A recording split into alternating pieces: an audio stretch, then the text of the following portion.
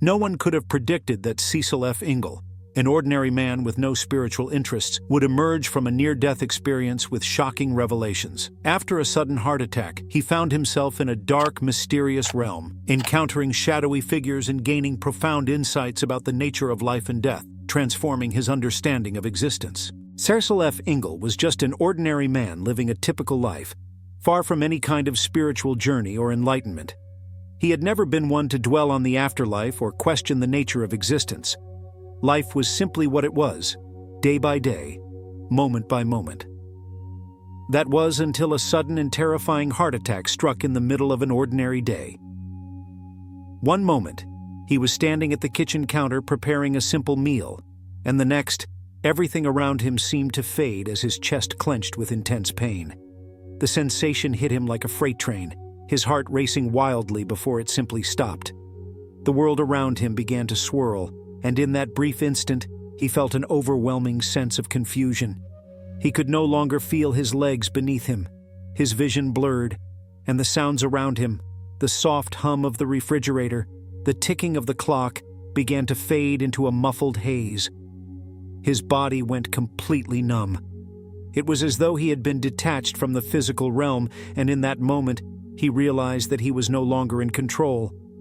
He had heard of people dying, of heart attacks claiming lives suddenly, but to experience it himself, well, it was a different matter entirely. And as his body fell limp, everything around him seemed to fall away into nothingness. His last thoughts, oddly enough, were not of regret, but of confusion. Is this it? Is this how it ends? The sense of dread was immense, but there was no panic. Only a strange, disorienting calm. For Cecil, everything went dark. Completely dark. Not the kind of dark you experience when you turn off the lights, but an all-consuming blackness that stretched on endlessly, swallowing every shred of reality around him. The kind of dark where even the thought of light seemed foreign, a distant memory he couldn't grasp. And in that silence, a quiet unease began to creep in. It was as though he was floating, yet his body was nowhere to be found. He was simply gone. The feeling was indescribable. He was no longer tethered to the earth, no longer confined to a physical form. There was no pain, no sense of heaviness, and yet there was also nothing to ground him. He had no body to move, no air to breathe, and no familiar surroundings to hold on to. The physical world, his home, his family, everything he had ever known, was no longer there. In its place was a vast oppressive void, an abyss that seemed to go on forever. It was in this endless, suffocating emptiness that he realized he was dead. The realization struck him as both terrifying and liberating. He wasn't quite sure what to make of it, but one thing was certain: he was no longer of this world. But just as he began to settle into this strange, in-between space, something began to shift. A feeling, a subtle shift in energy, a faint sensation of movement like the presence of something unseen. It was as though something was pulling at him, not aggressively, but gently, urging him forward. It was the kind of sensation one might feel if they were being led by an unseen hand, guiding them through darkness. For what felt like an eternity, he drifted. The dark tunnel before him began to take form, and though he couldn't see it clearly at first, it felt real, almost tangible. It wasn't just the abstract emptiness he had been in, but rather a distinct space, a passage, leading him somewhere. The tunnel was vast, and the pull he felt was now stronger. It was as if something, someone, was calling him toward it. At first, Cecil resisted. A deep, instinctive part of him fought the pull, not fully understanding why. But the sensation grew stronger. The feeling of being gently guided became undeniable. And so, without fully understanding what was happening, he allowed himself to drift, drawn into the tunnel's depths, unsure of where he was heading or what lay ahead. But as he was pulled along, a strange peace washed over him. It wasn't the peace of finality, but the peace of knowing that this strange experience, this death, was merely a step, not an end. He didn't yet know what it all meant, but in that moment, in that dark, unfamiliar place, he felt a profound sense of stillness. For the first time in what felt like forever, Cecil could hear his own thoughts, clearer and sharper than before. He wasn't lost, not entirely. It was as if, for the first time, he was hearing his own consciousness from the outside, not confined to the limits of his body. And in that moment, an undeniable truth began to dawn on him. This wasn't the end. There was something else, something waiting for him, something beyond this shadowy place he now inhabited. As Cecil drifted further into the dark tunnel, the oppressive stillness around him began to shift. He wasn't entirely sure what was happening, but there was an undeniable change in the atmosphere. At first there was only the vast empty blackness, but then from the edges of his perception, figures began to emerge. They were not like the comforting visions of light or benevolent beings that he had heard about in stories. These figures were different, shadowy, indistinct, and oddly disquieting. They were not entirely human in form, and yet they had a presence that was unmistakable. Their shapes were blurred, as though they existed between dimensions, their outlines flickering like static on a broken television screen. Cecil could see them moving around him, their forms shifting with an eerie fluidity, but they never fully came into focus. They were like phantoms in the periphery of his vision, constantly hovering near him, but never directly engaging. The first thought that struck Cecil was fear. He felt an instinctual shiver run down what remained of his being. These figures did not seem welcoming or comforting. They weren't the angels or loved ones one might expect in an experience of death. No, these were not figures of light. They were shadows, and shadows were cold. They didn't speak in words, but communicated with a kind of presence, an overwhelming silent pressure that bore down on him, making him feel small, insignificant. As the shadowy figures continued to circle him, Cecil felt a strange sense of familiarity. He couldn't explain why, but it was almost as if they had been waiting for him, as if their presence had been a part of his experience all along. They seemed to move with purpose, each step calculated, as though they were aware of his every thought, his every hesitation. Then, as if sensing his confusion and rising anxiety, one of the figures seemed to draw closer. Though its form remained indistinct, its energy shifted, growing stronger, more defined. In that moment, Cecil felt an overwhelming pull, an urge to listen, to understand. It wasn't that the figure spoke in words. Rather, it was as though the very essence of the being was transmitting a message directly into his mind. The sensation was both invasive and strangely reassuring. It wasn't a message of comfort like the loving embrace one might expect from a family member or a guide in the afterlife. Instead, it was a profound, unsettling truth. The figure, or rather, the presence of the figure, revealed to him that death was not the end of all things, but rather a transition, a crossing from one reality to another.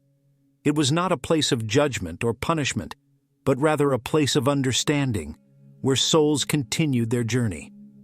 Cecil felt an intense awareness wash over him, one that felt almost too much to bear. The figure seemed to be showing him visions of the past, present, and future, all at once. And yet, in a way that didn't confuse him but expanded his consciousness. He saw snippets of his life, moments of joy and regret, of triumph and failure. It was as though his soul had been laid bare, all his actions, thoughts, and intentions revealed in a way that was beyond words. But what was most striking about these shadowy figures was that they did not judge him. They didn't seem to care about his past mistakes or his sins. Instead, they were showing him a deeper truth, an understanding of existence that transcended the physical world. They were not condemning or welcoming him. They were simply revealing to him the nature of the soul's journey, the forces that guided it, and the unseen reality that lay beyond the world he had known. For what felt like an eternity, Cecil remained surrounded by these figures, each of them communicating with him in ways he could not fully comprehend. Yet, despite the unsettling nature of their presence, he did not feel entirely afraid. There was something about their energy that felt neutral, neither good nor bad, neither kind nor cruel. It was as though they existed to show him a deeper truth, one that was beyond human comprehension, beyond moral judgment. In the midst of his growing awareness, a strange calm began to settle over him. He understood, in a way that was more felt than known, that these shadowy figures were not enemies but guides, beings who existed to help him understand his place in the vast, mysterious tapestry of existence. They were not there to offer comfort or to lead him to an immediate destination, but to help him see the larger picture, the true nature of life, death, and everything in between. Although their forms remained indistinct and their motives unclear, Cecil came to realize that these figures were part of something much larger than he had ever imagined. They were part of the process, part of the unfolding of his soul's journey into something far greater than himself. It was a revelation that shook him to his core. Death was not an end, but a transition into a greater understanding, one that he was only beginning to comprehend. And as he drifted through this shadowy realm, surrounded by these mysterious figures, he knew, deep down, that his journey was far from over. As Cecil drifted deeper into the dark expanse, a strange and powerful sense of clarity began to settle within him. The shadowy figures, still lingering at the edges of his awareness, seemed to fade into the background as his focus shifted. The atmosphere around him was thick with an overwhelming silence, but within that silence, something profound began to unfold. A realization that had been gestating in the depths of his being now rose to the surface of his awareness. It wasn't a thought or a voice that spoke to him, but a deeper knowing, a truth that resonated in the very core of his existence. He began to understand, in a way that transcended mere intellectual knowledge, that life was not just a random series of events or fleeting moments. It was something far more significant, far more interconnected than he had ever imagined. The soul, Cecil realized, was eternal. It was not bound by the limitations of the body, nor confined to the earthly experiences that defined his physical existence. The body, he understood now, was merely a vessel, something temporary, something that would eventually wither and return to the earth, but the soul was something far more enduring. As this revelation washed over him, Cecil was shown flashes of his own life, moments he had long forgotten, moments he had once thought insignificant. There were images of his childhood, brief glimpses of his parents, his first love, his triumphs and failures. But as the scenes played out, they were no longer simply memories, they were pieces of a much larger puzzle. He began to see how each event, each choice, had rippled outward in ways he could not have previously understood. He saw his own life as part of an intricate and vast web, a web that stretched far beyond the confines of time and space. It was as though his actions, no matter how small, had a resonance, an impact on the world and the lives of others, even if he had never realized it in the moment. Every word spoken, every decision made, was a thread woven into the fabric of existence. He could see how these threads intertwined, how they connected him to the lives of countless others, both those he had met and those he had never known. He understood that every soul's journey was part of this larger cosmic dance, and each life was connected in ways that transcended his limited earthly perspective. The shadowy figures still present in his awareness seemed to nod in approval, though they never fully manifested in any tangible form. They were, Cecil now understood, not there to provide answers or to show him the way, but to offer glimpses of the truth that lay beyond his earthly life. They were not guides in the traditional sense, but were more like messengers, revealing to him the deeper layers of reality that were usually hidden from human eyes. The most profound realization that Cecil experienced in this moment was that death was not an end, but a transformation, a continuation of the soul's journey. He had always believed that death was a finality, a cessation of consciousness. But now, in the realm he found himself in, he saw that it was merely a passage from one state of existence to another. The soul, he realized, was eternal, ever-changing, always growing and evolving. It didn't cease to exist when the body died. It moved on, transitioning into a new phase of existence, one that was beyond his comprehension, but was filled with purpose and meaning. Cecil felt a profound sense of peace settle over him as he processed this revelation. He understood now that the purpose of life was not to accumulate wealth or success, nor was it about achieving worldly recognition. The purpose of life, he realized, was about the soul's growth and evolution. It was about learning, experiencing, and developing in ways that went beyond the material world. Every experience, whether joyous or painful, was an opportunity for the soul to grow, to learn, and to move closer to its ultimate destiny. He also realized that this understanding of the soul's journey extended far beyond his own individual experience. It was a universal truth that applied to all beings, to all souls. Every person, every life, was part of a greater cosmic plan. The love, the kindness, the connections between souls, these were the things that truly mattered in the grand scheme of existence. It wasn't the things that the world valued, money, status, and fame, that held any true significance. It was the soul's evolution, its ability to love, to connect, and to grow, that truly defined its journey. Cecil could feel his understanding of the afterlife becoming clearer, like a veil lifting from his eyes. He saw that the realm he was in was not a place of punishment or judgment, but a place of learning, of exploration, and of awakening. It was a place where souls could reflect on their earthly lives and prepare for the next phase of their journey. It was a place where love, compassion, and understanding were the true measures of success, not the superficial accolades of the physical world. As this realization settled deep within him, Cecil's fear began to dissipate. The darkness around him no longer felt oppressive, but rather it felt expansive, full of possibility. He understood now that the afterlife was not some distant, mysterious place that he would eventually reach after death. It was already here, in every moment, in every breath. The soul's journey didn't begin or end with the body. It was eternal, stretching out into infinity, and it was guided by love and truth. With this new understanding, Cecil felt a profound sense of peace and clarity. He knew that his journey, though it may have been temporarily interrupted by his near-death experience, was far from over. His life, his soul's journey, was part of something much greater, much more beautiful than he had ever imagined.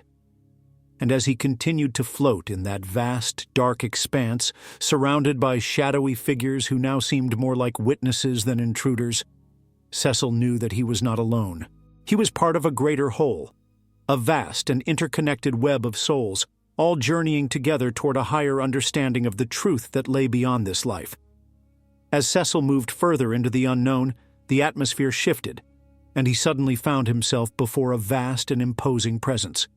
It was not a figure in the traditional sense, but rather an overwhelming sense of divine judgment, a force that radiated both wisdom and compassion. Cecil felt as though his entire life was being reviewed, but it wasn't about condemnation. Instead, it was about understanding the impact of his choices. His actions, thoughts, and the intentions behind them were laid bare, but there was no judgment in the traditional sense, only a deep sense of truth. In this moment, Cecil was given a choice. He could continue on this journey, or he could return to his physical life, where there was still more to learn. Despite the peace he felt, Cecil knew he was not yet ready, and the pull to return was undeniable. Cecil woke up in his hospital bed with a profound sense of clarity and peace. The fear of death had vanished. He understood that life was not an end, but a passage. The lessons of the soul's journey were now at the forefront of his consciousness, and he embraced every moment with a new sense of purpose. He understood that life's true value was not in its material successes, but in the growth of the soul, its connections, and the love shared with others. He lived from that moment forward with a deep awareness of the eternal nature of the soul and a renewed commitment to kindness, integrity, and spiritual growth. The shadowy figures, the tunnel, the judgment, it all became part of a larger narrative of transformation, a reminder that every life was part of something far greater than he could fully comprehend.